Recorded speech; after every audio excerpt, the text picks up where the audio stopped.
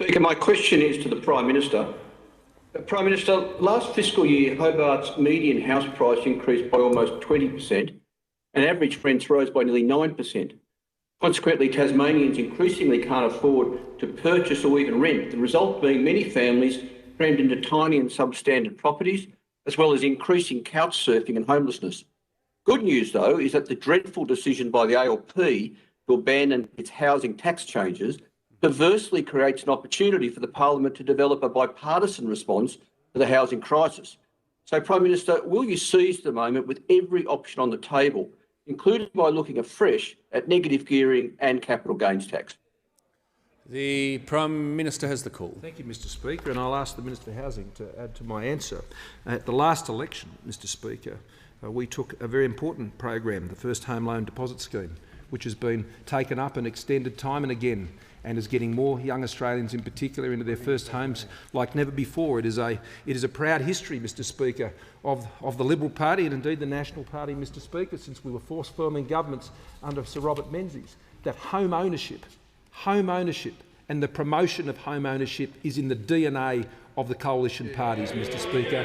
This, Mr Speaker, is something that we are forever committed to, Mr Speaker, because that is why we come forward with those types of programs, Mr Speaker, and ensure that Australians can realise their ambitions for home ownership, Mr Speaker. And the programs we've done to support that have indeed been very successful. And in addition, through the course of the COVID pandemic, the Home Builder program, mocked by those opposite, Mr Speaker, mocked by those opposite who thought this was a program that shouldn't be introduced, Mr Speaker. It was one we persisted with, Mr Speaker, and has ensured that it's got many Australians, thousands of Australians, into their first home. And these are the policies, Mr Speaker, that my government continues to pursue, because we are passionate about Australians getting into their first home, to ensure they can get that job, so they can pay lower taxes, Mr Speaker, and so they can save for that first home and they can realise their ambition. That, Mr Speaker, owning your own home, getting a job,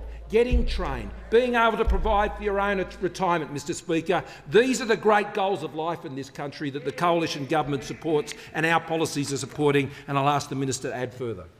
The Minister has the call. Thanks very much to the Prime Minister and to the member for Clark for his question. The Prime Minister rightly points out, between the First Home Loan Deposit Scheme, Home Builder, the First Home Super Saver Scheme, we actually have first home buyer levels at their highest for nearly 15 years. Counterintuitive, I know, in the middle of a pandemic, but first home buyers re-entering the market at the highest levels for 15 years.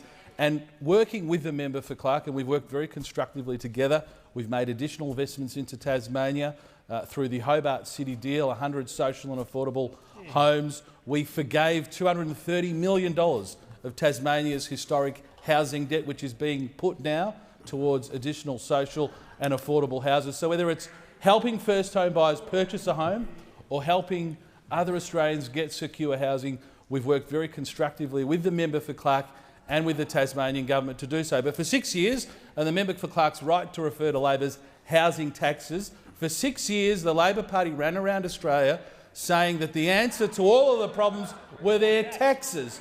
And now they're very quietly walking away from that. The Leader of the Opposition should apologise to Australians, for misleading them for 6 years about their housing taxes. Time has concluded.